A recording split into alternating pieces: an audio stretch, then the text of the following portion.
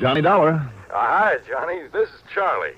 Charlie Warren? Right. Worldwide Mutual out in L.A.? None other. Charlie, you're a bum. I don't even know you. Huh? Now, what brought that on? That last case you handed me out there back in December. Now, take it easy, pal. Why not come out here to nice, warm, sunny Southern California, Johnny, and get away from all that freezing New England weather you said? Well, sure I did. So where did I end up hunting for that killer? 7,000 feet up in the mountains where I nearly froze my ears off. I am only just beginning to thaw out, so I say it again, Charlie, you are a bum. Okay then, Johnny. Come on back here and I'll make it up to you. How? Another assignment. This time right out in the middle of the Mojave Desert. Yeah? Matter of fact, it's over near an old stamping ground of yours. Lake Mojave? Lake Mojave. Say no more. I'll pack a razor, a clean shirt, all the fishing tackle I can find, and be on my way. And a .38 pistol, maybe? You just telephone Ham Pratt over at Lake Mojave Resort to have a room for me, and... What was that last crack you slipped in there? Bring along a what? Just kidding is all, Johnny. Oh, yeah? What kind of an assignment, Charlie? Meet you here at L.A. International, give you the whole story. Yeah, I think you'd better.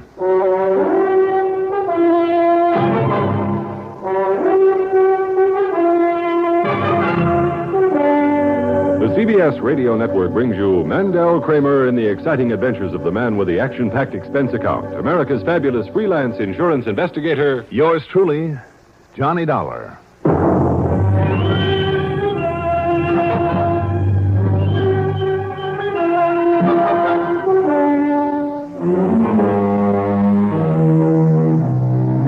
Expense account submitted by Special Investigator Johnny Dollar to Worldwide Mutual Insurance Company, Los Angeles office. Following is an account of expenses incurred during my investigation of the mixed blessing matter.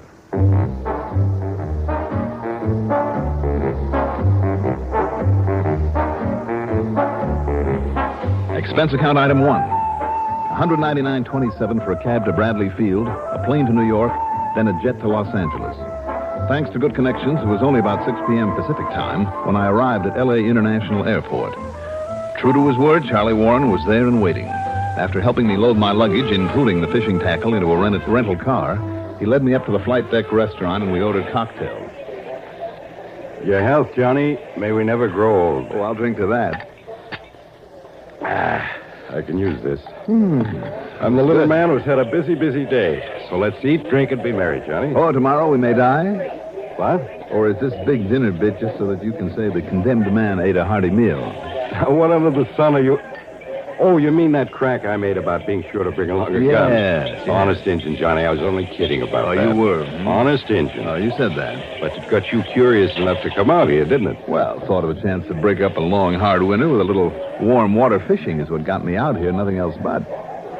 So, if you want to make up for the freezing I took on your company's behalf last time and keep me happy... Johnny, I told you I'd make up for that, and I will. All right. I telephoned your friend Ham Pratt and told him you'd arrive there sometime late tonight. Mm-hmm. He promised to have not only a comfortable motel unit for you, but a boat and 75-horse outboard, complete with electric starter, electromatic drive, a tank full of gas, and a bucket of live bait. Sounds great. The works.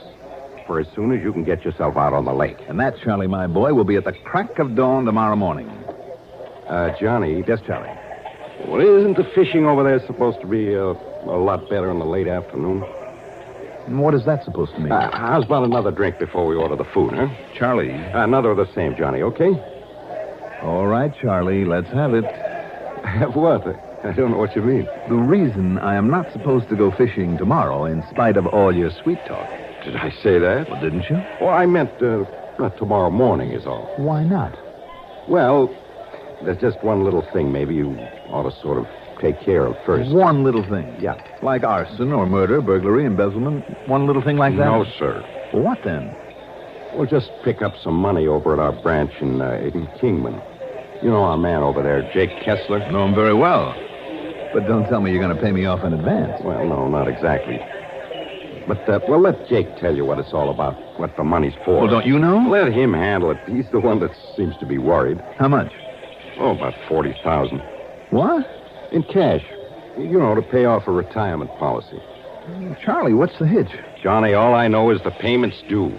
It's been okayed by the company, and for some reason, Jake doesn't want to or can't make it himself. Why not? Well, you know Jake, the old worrywart. Well, sometimes his worries pay off, Well, Charlie. anyhow, after a good night's sleep at Mojave, go on over to Kingman, Arizona, pick up the dough, and deliver it.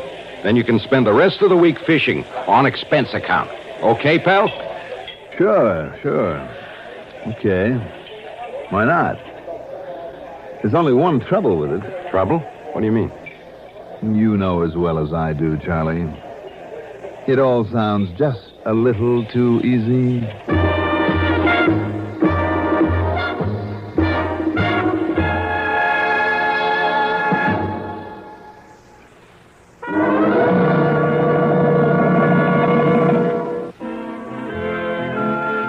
Jake Hessler, over there in Kingman, Arizona, is quite a character. He's about 55.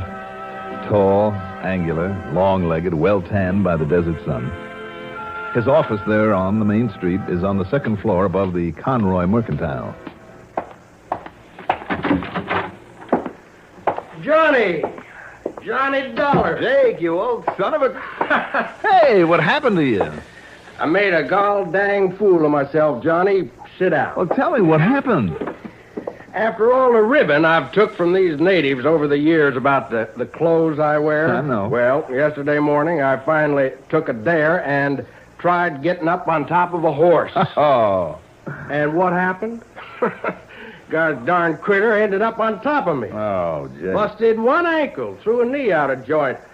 So I got to be carried up and down those stairs by a couple of the boys at the Mercantile, and all in all, I'm a gall-dang mess. Can't even drive my own car. Oh, well, Jake, all I can say is I'm sorry. And that's why I have to send for somebody who could represent the company officially to pay off old man Blessing when he suddenly up and demands the whole thing in one hunk of cash. Did you say Blessing? Yeah. His name's Barney Blessing. Mm-hmm. 41,000 cash. And I'm sure glad you're the one that sent to do it for me like I asked him to. You suppose the company got suspicious, too, Johnny? Suspicious of what, Jake? Well, about why, in spite of setting up that policy for him to get paid off something every month after 65 and for as long as he lives, now he wants it all at once. Well, do you think there might be something fishy about it? That name of his doesn't ring a bell? No, I don't think so. You old enough to remember Prohibition, all the bootlegging and racketeering in those days? Why, sure. Well, Barney Blessing was a gunman back then, but he never got caught. Oh?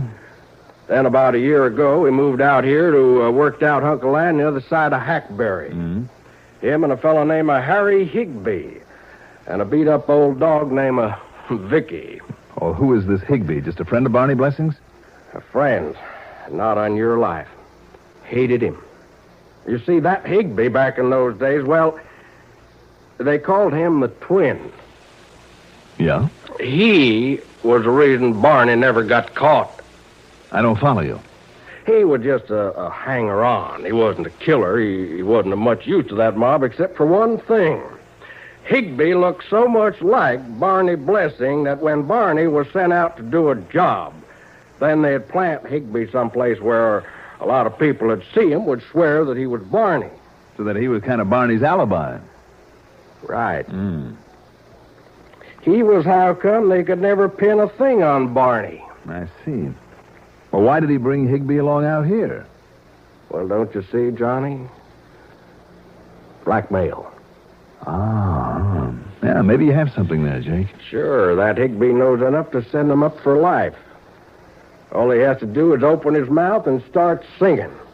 So Barney's not only had to keep him around and feed him, but even made him beneficiary of this policy, too. If Barney dies before the policy matures. Right. Tell me, when will Barney be eligible to start collecting on it? Well, that's just the trouble. He's 65 right now. And Johnny, the old coot must have read all the fine print. Why you say that? All of a sudden, now that I'm all busted up and can't get around anywheres, all of a sudden he telephones me from, well, wherever it is he gets to a telephone, with this demand we pay him off in cash. Deliver it to him in hand. That's the way that fine print reads, in hand. But you don't want to pay him off. No. Why not? What's all this all-fired big hurry about all of a sudden? Why this sudden change to wanting the whole thing in one lump sum without letting us know beforehand?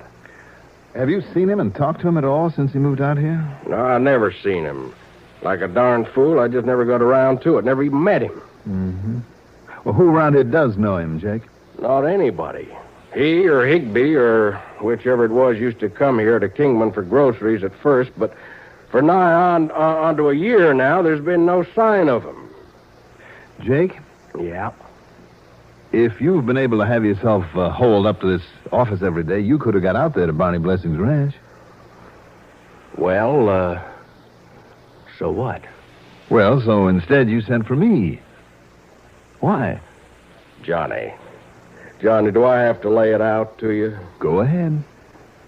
Well, you just ought to know by now that I have me a nose for trouble. And when I think of what Barney was once and how he said over the phone that if I showed up at his place to give any argument, showed up without the money, well... Jake, you old rascal, I think you pulled your accident on purpose that you're scared. Probably for no reason at all. You just want me to stick my neck out for you. I tell you, I got an instinct. Always have had, and it's always been right. But now, Johnny, if you just want to duck out of this one and... Duck out? Yeah, stay away from those two ex-mobsters and go over to the lake and do some quiet fishing instead, Okay, Jake, just tell me how to get there. By golly, Johnny. I knew you wouldn't let me down. So, now, here. Yeah. Here now. You'll have to take this along with you. That's the $41,000. Yeah, in cash money. Had the bank deliver it to me just before you got here. I thought that kind of payoff had to come from the main office of a company like yours. I wish it did. But you know, worldwide, immediate payment on any claim at any place in the world. That's the slogan. Yep. That's why even a little local office like this one has to come up with it. That's why I can't give Barney Blessing any argument. Well, if I do find any grounds for your wild suspicions, whatever they are, maybe I will. Now, you listen, Johnny. Yes, Jake. Well, here's the receipt and so on that he'll have to sign. Okay? Now, wait a minute now. Is that a copy of the policy itself there? That's right. Well, how about if I borrow it for a little while, Jake? Just long enough to have somebody make a copy of it, And you are thinking the way I am, aren't you? Am I? So here. Just in case, I had this extra photostat made for you. Good. All right, Jake. Give me some directions, and I'll be on my way. Sure. But now, Johnny... Well, like you say, maybe I'm all worried up about nothing at all. Sure you are. But, be careful anyway. Will you, Johnny? Sure.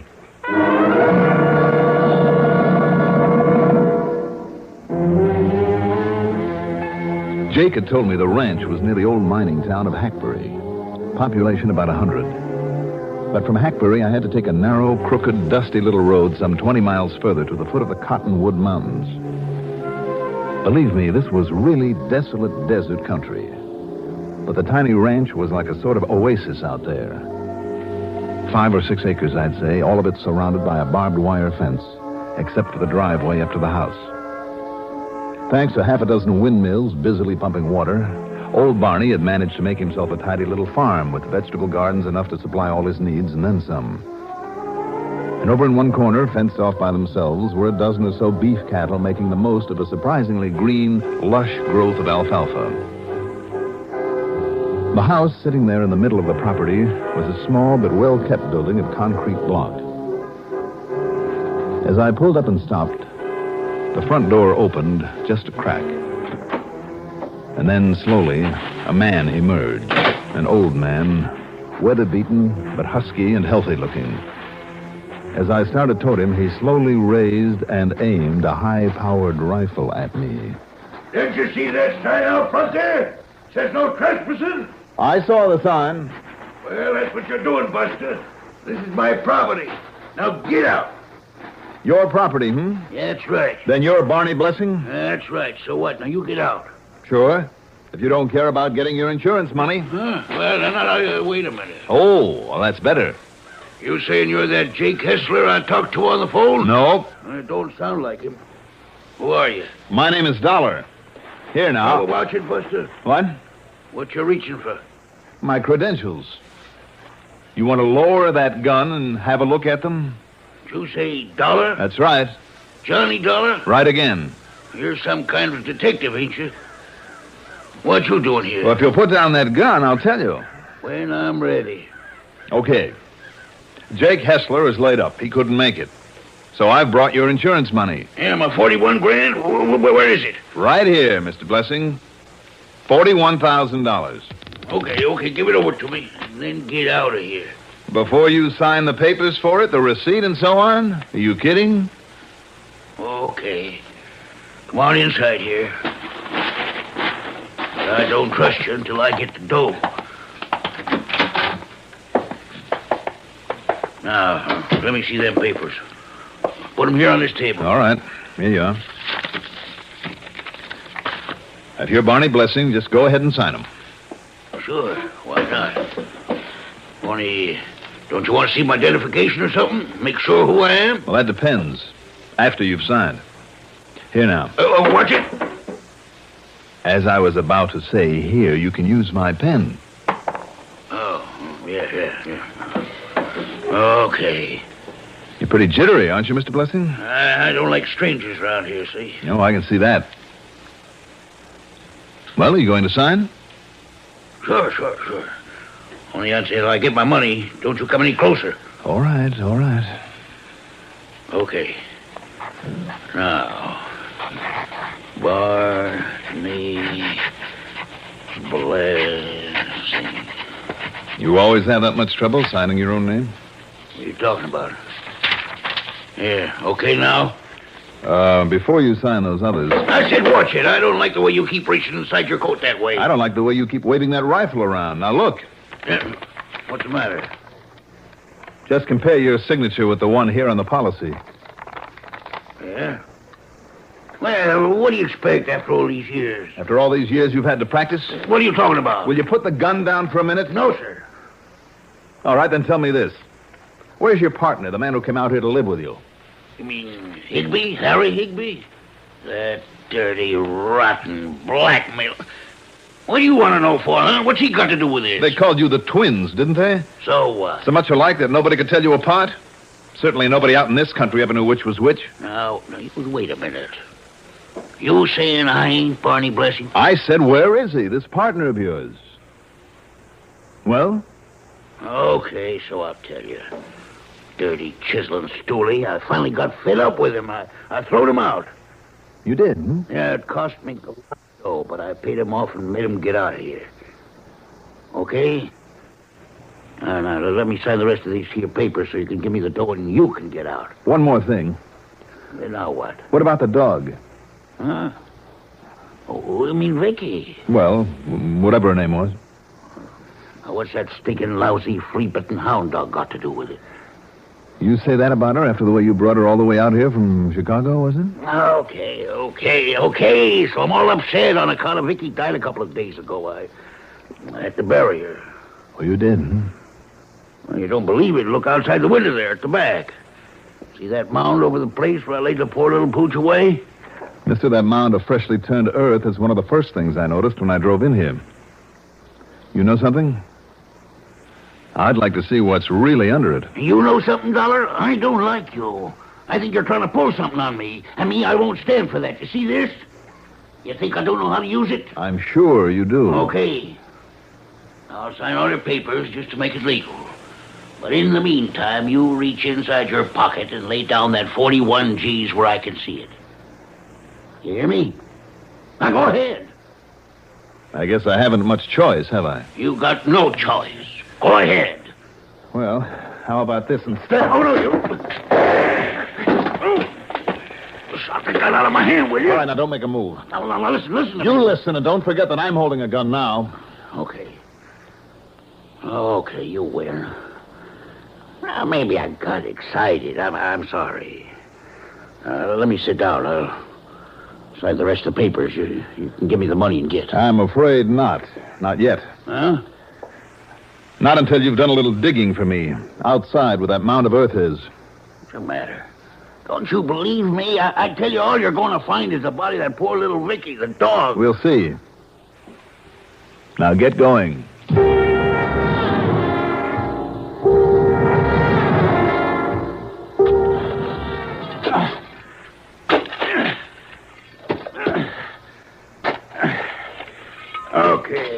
Okay, you satisfied now? See, Dollar? It's only what's left of poor old Vicky. Yeah, I see. In spite of the size of the grave. Well, Vicky was a big old dog. Well, you satisfied now? And No. We'll go back. What? Looks pretty convincing. Would fool almost anybody, but I think you better dig a little more. What do you... No, sir. No, I won't. I said dig. Now you go ahead and dig. No, I won't do it. I showed you Vicky's body. Ain't that enough? It's whatever may be underneath it that I want to see. Now dig. Now, listen. You listen to me. He didn't die soon enough to leave it to you, did he? What? And then you somehow found out he was going to take it all in cash, enough to let him get away from you, out of a country where your blackmailing couldn't touch him anymore. You don't know what you're talking You couldn't take that, so you killed him. Then you thought that you'd collect instead, that nobody would know the difference, and nobody could prove that you aren't Barney Blessing. Now, listen, Dollar, please. Didn't you know his fingerprints are on file, that when you dig down there to him, all we have to do...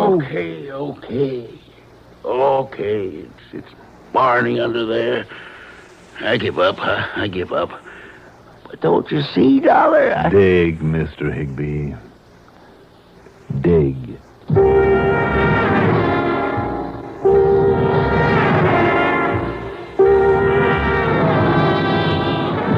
You knew it, Jake, didn't you? Well, just a hunch, Johnny. And even if it was a right one, I didn't know how I could prove it. But that feeling I had, a couple of punks like them, and nobody around here could prove which one was really which, and with all that money at stake, well, Johnny, I just kind of had me a hunch, is all. And Jake, it looks like that instinct, that nose for trouble of yours, is something that you had better hang on to. Now, darn it, because of the call from back in Hartford, I again had to miss out on the fishing. But I'm going to keep trying. You can depend on that. Expense account total, including mileage on the rental car and the trip home, $497.40. Yours truly, Johnny Dollar.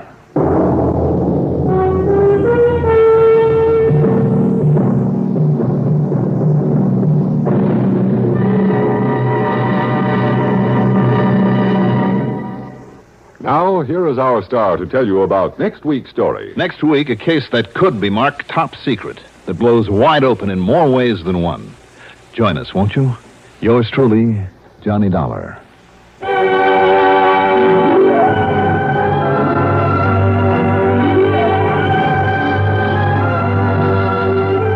Yours truly, Johnny Dollar, is written by Jack Johnstone, produced and directed by Bruno Zerato, Jr., music supervision by Ethel Huber. Johnny Dollar is played by Mandel Kramer. Also featured in our cast were Louis Van Ruten as Harry Higbee, Cliff Carpenter as Jake Hessler, Maurice Tarplin as Charlie Warren. Be sure to join us next week, same time, same station, for another exciting story of yours truly, Johnny Dollar. Art Hanna speaking.